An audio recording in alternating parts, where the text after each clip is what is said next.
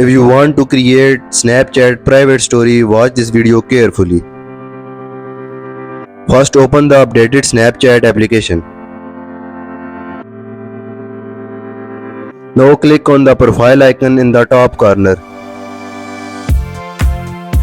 Make sure to check this setting to create a private story. Now click on the setting icon in the top corner. Scroll down. Tap on I need help. Tap on your search bar and search for private snap story. Read it carefully and go back.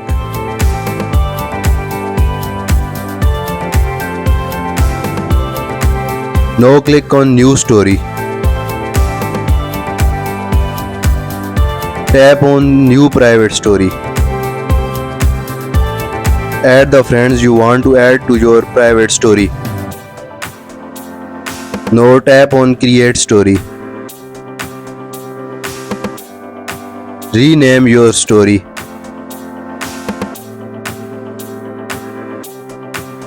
Click on the third option of My Stories. Your camera will open, then take any photo you like and edit it likely and click this icon to send it.